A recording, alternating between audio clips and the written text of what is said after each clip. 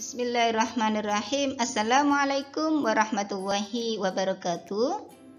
Hai anak-anak hebat, berjumpa kembali di kanal YouTube MTS Surya Buana bersama Bu Dewi Faiza. Yang kali ini kita akan belajar tentang materi hukum Newton 1, 2, dan 3. Anak-anakku sekalian, kenapa sih kita perlu belajar materi hukum Newton? Nah, mungkin anak-anak sudah paham ya bahwa kita sebagai makhluk Allah yang diciptakan tidak sendiri, namun Allah melengkapinya dengan benda dan alam seisinya. Ini gunanya adalah untuk menyempurnakan kehidupan kita. Nah, disitulah maka pentingnya kita belajar IPA, khususnya materi hukum Newton, agar kita nanti bisa memanfaatkan apa yang telah diciptakan oleh Allah untuk kita semua. Sebagaimana Allah firmankan di dalam surat Yasin, ya. Ini anak-anak. Nah, surat Yasin ayat 40. Bismillahirrahmanirrahim. Lasamsu yambaghi laha an tudrikal qamara walal lailu sabiqun nahar wa kullun fi falaki yasbahun.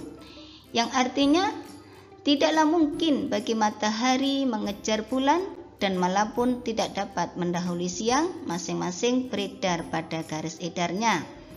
Itu apa artinya? Bahwa Allah menciptakan alam seisinya dengan memberikan pengaturan yang begitu indah, pergantian malam dan siang, dan keduanya tidak akan saling mendahului. Nah, agar kita bisa menikmati apa yang telah dianugerahkan oleh Allah kepada kita semua. Nah, ini anak-anak.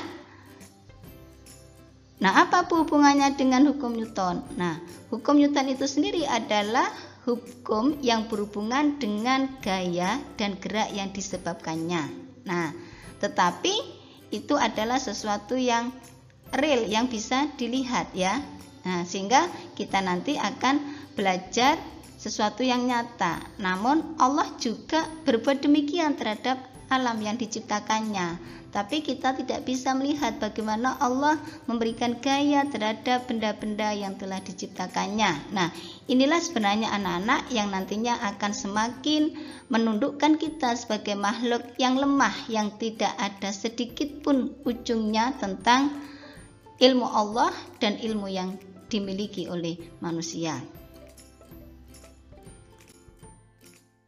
Selanjutnya anak-anak, nah namun di dalam pembelajaran hukum Newton ini nanti tujuan pelajaran yang harus anak-anak peroleh, yang pertama adalah anak-anak bisa menganalisis penerapan hukum 1 Newton. Kemudian yang kedua, anak-anak bisa menghubungkan antara gaya dan massa dengan percepatan benda bergerak pada penerapan hukum 2 Newton. Dan yang ketiga, anak-anak bisa menganalisis penerapan hukum 3 Newton. Dan yang keempat, anak-anak bisa menyebutkan pasangan gaya aksi dan reaksi, sekaligus menganalisis penerapan hukum Newton dalam kehidupan sehari-hari. Nah, anak-anakku sekalian, materi minggu sebelumnya itu kan sudah dipelajari tentang gaya ya, yaitu dorongan dan tarikan. Nah, nanti di dalam hubungannya dengan materi hari ini, bagaimana gaya itu akan memberikan efek terhadap gerak benda. Nah, apakah semakin cepat atau semakin lambat? Nah, itulah nanti yang akan kita pelajari terhadap hukum Newton baik 1, 2 maupun 3. Berikutnya anak-anak, kita masuk pada hukum 1 Newton. Nah, perhatikan di situ Bu Dewi tayangkan ada gambar. Gambar itu gelas, kertas, dan meja ya anak-anak. Kira-kira kalau kertas itu ditarik Bu Dewi, apa yang terjadi? Coba. Nah, untuk membuktikan ini nanti anak-anak bisa melakukan percobaan di rumah ya. Nah, namun dalam pembelajaran ini Bu Dewi akan menayangkan videonya. Kira-kira apa yang terjadi pada gelas itu, jatuh atau tidak? Nah, di situ anak-anak perhatikan ada 2 gelas ya. Nah, orang itu mencoba. Gelas pertama ya, ditarik ya, yang bawahnya ada kertasnya yang ditarik ya, bukan gelasnya. Nah, kira-kira jatuh apa tidak. Kemudian nanti gelas kedua juga begitu. Nah, percobaan ini diulang-ulang, kira-kira jatuh apa tidak ya gelasnya. Nah, ternyata anak-anak, setelah kita perhatikan video ini, gelasnya tidak jatuh. Mengapa kok tidak jatuh? Nah, ini semakin membuktikan ya bahwa benda itu memiliki kecenderungan untuk diam ya. Jadi ini yang nanti ada hubungannya dengan hukum 1 Newton, yaitu pada dasarnya benda itu memiliki kemampuan untuk mempertahankan posisinya. Nah, berikutnya anak-anak ya, untuk meyakinkan hukum 1 Newton ini juga ada. Nah, perhatikan anak-anak contoh berikutnya. Di sini ada orang naik mobil ya, perhatikan. Nah, mobil itu berjalan lurus beraturan. Nah, pada saat mobil berjalan lurus beraturan, orangnya dalam kondisi diam karena tidak ada gaya yang mengenai. Tapi ketika mobil itu direm secara mendadak, nah itulah gaya pada mobil tadi, sehingga orang ini akan terpental ke depan ya, seolah-olah terpental ke depan. Sehingga ditemukan teknologi baru, yaitu apa? Ini sabuk pengaman untuk mempertahankan posisi orang ini ketika mobil itu dikenai gaya. Nah, dari sini bisa digambarkan bahwa hukum Newton 1 itu mengatakan jika resultan gaya yang bekerja pada sebuah benda sama dengan 0, maka benda yang mula-mula diam itu akan tetap diam, dan benda yang mula-mula bergerak lurus beraturan akan tetap bergerak lurus beraturan. Nah, itu anak-anak ya. Jadi benda itu punya kecenderungan tetap diam selama tidak ada gaya yang mengenainya. Sehingga pada hukum 1 Newton itu dikenal istilah yang namanya inersia atau kelembaman benda, atau sigma F sama dengan 0. Nah, ini ya, ada contoh soal penerapan hukum 1 Newton. Jika terdapat 3 buah gaya, F1 sama dengan 20 Newton, F2 sama dengan 25 Newton, dan berapa F3-nya? Nah, karena ini adalah hukum 1 Newton, maka perhatikan berarti benda itu dalam posisi diam anak-anak ya. Nah, diketahui F1 20 Newton, F2 25 Newton, dan ditanya F3. Nah, karena benda dalam keadaan diam, maka sigma F sama dengan 0. Nah, perhatikan ya, tadi adalah hukum 1 Newton. F1 ditambah F2 dikurangi F3 sama dengan 0. Kenapa kok dikurangi F3? Nah, karena itu tadi perhatikan ya, digambar arah panah kalau ke kiri itu bernilai negatif, kalau ke kanan bernilai positif. Ini seperti yang sudah kita sepakati di dalam materi tentang resultan gaya.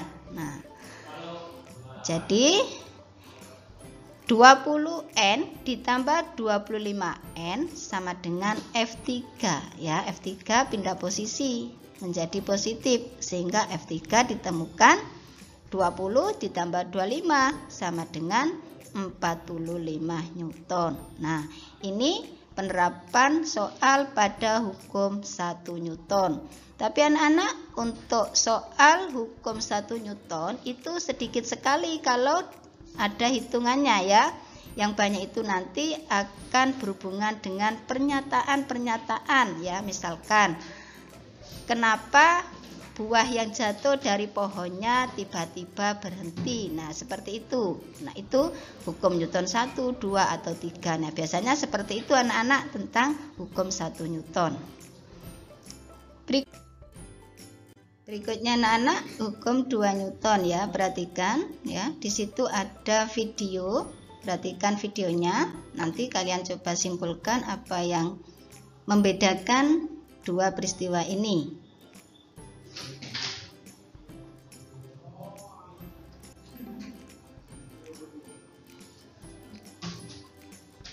Nah, Dalam video ini ada dua peristiwa. Yang pertama, anak mendorong kursi. Kemudian yang kedua, anak mendorong rak kecil tapi yang berisi banyak buku ya. Nah, ternyata ketika anak itu mendorong kursi, kursinya mudah berpindah ya dan terasa ringan. Namun ketika mendorong rak meja yang banyak berisi buku, meja itu sulit berpindah tempat. Bahkan wajahnya tampak ngos-ngosan sekali ya. Nah, berarti menunjukkan gayanya itu sangat besar yang dikeluarkan untuk memindahkan rak yang berisi buku tadi. Nah, kenapa hal itu bisa terjadi? Sehingga bisa disimpulkan bahwa percepatan yang ditimbulkan oleh gaya yang bekerja pada sebuah benda itu berbanding lurus dengan besarnya gaya dan berbanding terbalik dengan massa benda. Sehingga persamaannya A sama dengan sigma F dibagi M, atau sigma F sama dengan M kali A. Nah, sigma F itu apa? Sigma F itu adalah gaya, M itu adalah massa, dan A adalah percepatan. Selanjutnya anak-anak, contoh soal penerapan hukum 2 Newton. Nah, di sini ada sebuah benda bermassa 20 kg bergerak dengan percepatan 2 meter per sekon kuadrat. Berapakah besar gaya yang diberikan pada benda? Nah, diketahui massa sama dengan 20 kg, percepatan atau A sama dengan 2 meter per sekon kuadrat. Ditanya gaya, gaya lambangnya adalah F. Nah, mencari F tadi apa? F sama dengan M kali A. Kenapa kok tidak sigma F? Ya, karena hanya gaya saja yang ditanyakan, bukan penjumlahan gaya ya. Jadi hanya F saja, maka tidak perlu lambang sigma tadi. Nah, untuk mencari F itu adalah M kali A. Nah, kita masukkan angkanya. M sama dengan 20 kg dan A sama dengan 2 meter per sekon, sehingga gaya bisa diketahui menjadi 40 Newton. Soal yang kedua. Sebuah benda dikenai gaya yang berlawanan arah, yaitu 30 Newton dan 10 Newton, sehingga menyebabkan benda tersebut bergerak dengan percepatan tertentu. Jika massa benda adalah 4 kg, berapa percepatan benda tersebut? Nah, di sini ada dua gaya, maka nanti sigma F itu sama dengan 30N dikurangi 10N. Kenapa kok dikurangi? Ya, itu tadi ada berlawanan arah. Nah, 30 Newton dikurangi 10 Newton sama dengan 20 Newton. Masanya berapa tadi anak-anak? Masanya adalah 4 kg. Yang ditanyakan adalah percepatan, yaitu A. Nah, untuk mencari A, tadi rumusnya bagaimana? A sama dengan sigma F dibagi massa. Jadi 20 Newton dibagi 4 kg sama dengan 5 meter per sekon kuadrat. Jadi percepatan benda itu sama dengan 5 meter per sekon kuadrat. Soal berikutnya ya, soal yang ketiga. Nah, di sini ada gambar yang mana gambar itu dikenai 3 gaya. Lihat anak panah gaya yang mengenai benda tadi ya.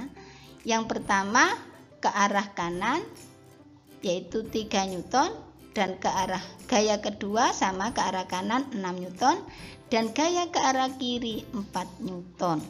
Nah, ternyata setelah dikasih gaya itu benda bergerak dengan percepatan 1 meter per sekon kuadrat. Berapa massa benda tersebut? Nah, ini ditanya apa anak-anak? Ditanya massa. Nah, anak-anak harus ditulis dulu biar nanti mudah menyelesaikannya ya. Diketahui sigma F, panah ke kanan berapa? 3 Newton ditambah 6 Newton, kemudian yang arah ke kiri 4 Newton. Berarti 3 Newton ditambah 6 Newton dikurangi 4 Newton. Sama dengan berapa anak-anak? 5 Newton. Nah, di sini kemudian percepatannya 1 meter per sekon kuadrat. Nah, ditanya massa. Nah, untuk mencari massa itu adalah sigma F dibagi percepatan atau A. Berarti tadi sigma F-nya ada 5 Newton, percepatannya ada 1 meter per sekon kuadrat, sehingga 5 dibagi 1 sama dengan 5 kilogram. Nah, ini anak-anak untuk penerapan soal pada hukum 2 Newton. Berikutnya anak-anak tentang hukum 3 Newton. Nah, di sini ada video lagi yang Bu Dewi tayangkan, perhatikan ya. Nah, di dalam video ini ada orang berenang. Nah, orang berenang ini menggambarkan dia memberikan gaya aksi pada air ya. Tangannya itu, kemudian air memberikan gaya reaksi terhadap tangannya sehingga orang itu bisa melaju ke arah depan meskipun tangannya ke arah belakang ya. Nah, tetapi kenapa ya kemudian gerakannya itu kok sangat cepat? Ini disebabkan karena massa air itu lebih besar daripada massa orang yang berenang. Tuh anak-anak perhatikan ya.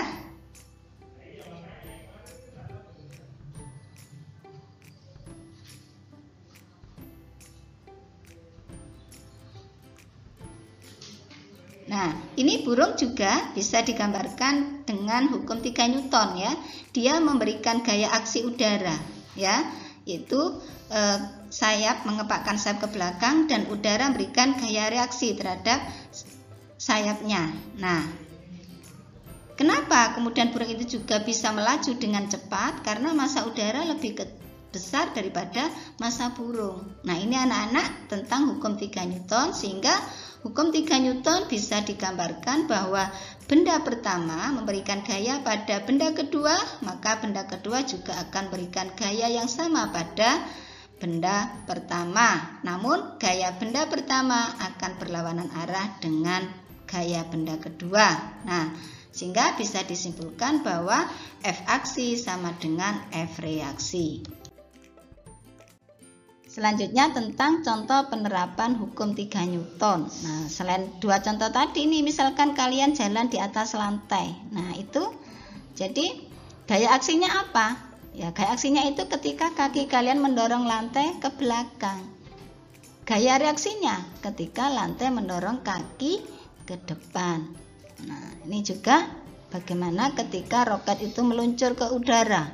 Nah, gaya aksinya itu adalah gas yang mendorong roket ke atas, dan gaya reaksinya itu ketika roket mendorong gas ke bawah.